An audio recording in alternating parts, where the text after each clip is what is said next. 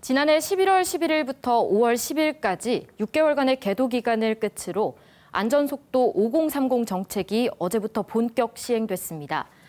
하향된 이 안전속도를 지키지 않으면 이제 범칙금을 물게 되는데요. 그래서 꼭 기억해야 할 숫자, 오늘의 키워드는 안전속도 5030입니다.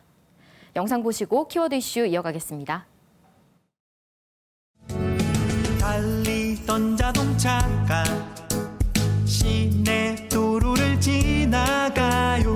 속도 50km로 슬럴리 다운.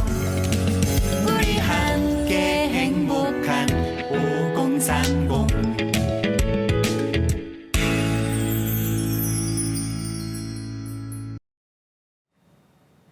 보행자 안전을 지키기 위해 시민 1,500명이 참여한 캠페인 영상입니다. 티셔츠에 적힌 숫자 2개, 50, 30을 기억해 주시면 되는데요.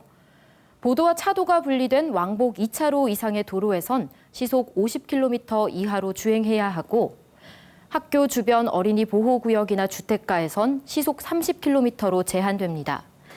예외적으로 광안대교나 도시고속도로 등 자동차 전용 도로에서는 시속 70km 이하로 주행하셔야 합니다.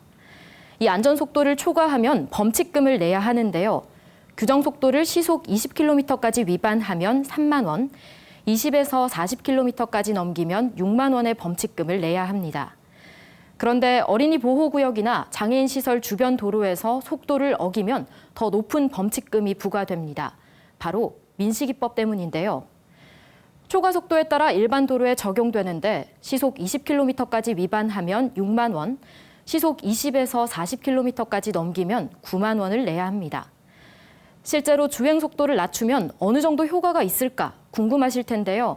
운전자 도로주행 시뮬레이션 결과 속도가 70km에서 60km로 10km 감소했을 때 돌발 상황 10,000건당 사망자 수가 절반 이상 줄었고 시속 50km 이하에서는 7배나 감소했습니다. 2017년 6월부터 영도구에서 시범 시행을 했는데요. 그 결과를 봐도 시행 전후로 교통사고 사망자는 24.2%, 보행사고 사망자는 37.5%로 줄어든 것으로 나타났습니다. 부산시는 차와 사람 간 교통사고율, 그러니까 보행자 사고율이 전국 평균보다 높은 수준인데요. 계도 기간 전후를 비교했을 때 부산의 보행사고 건수는 1,715건에서 1,535건으로 10% 이상 줄었습니다.